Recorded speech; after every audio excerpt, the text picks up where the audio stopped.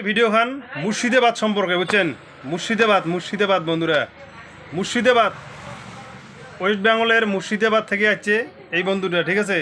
তো আজকে আমরা সমীক্ষা নেমো অল্প আমরা সবাই শুনবো। মই দেখো প্রশ্ন করিয়াছ এই বন্ধুটাক, এই যে ফেরিওয়ালা বন্ধুটা যে এতদিন এটি আসলে মাজতে কিন্তু না আসিল, ভোট দিবার গেছিল বুঝছেন।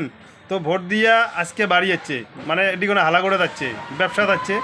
তো এর বাড়ি মুর্শিদাবাদ। বন্ধু তোমার বাড়ি তো মুর্শিদাবাদ।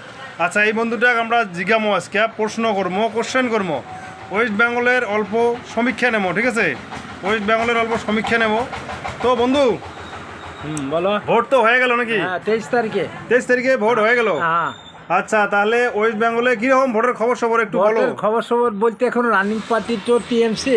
হ্যাঁ, টিএমসি আসবে, কিন্তু সমীক্ষায় দেখা যাচ্ছে 165 সিট পাবে দিদি, হ্যাঁ 115 বিজেপি, কংগ্রেস 11টি, অন্যান্য বাকিটি। এইটা এখন সমীক্ষায় দেখাচ্ছি।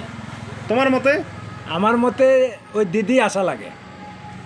দেখো ওয়েস্ট বেঙ্গলের যেটা খবর পেলাম বন্ধুরা, ওই যে মুর্শিদাবাদের যেটা খবর পেলাম, দেখো হালাগুড়ে বসে থাকিয়া মুর্শিদাবাদের যেটা খবর পেলাম 100 দিদি আসবে, 100 দিদি আসবে, 100 দিদি আসবে।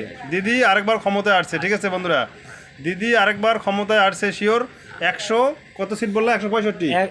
165টা দিদি পেয়েছি সমীক্ষার কথা, আর 115টা পেয়েছি মোদি, মানে দিদি। তার মানে দিদি 165টা সিট নিয়ে আবার পশ্চিমবাংলায় শাসনে আসছে, সরকার গঠন করবে বন্ধুরা, ঠিক আছে।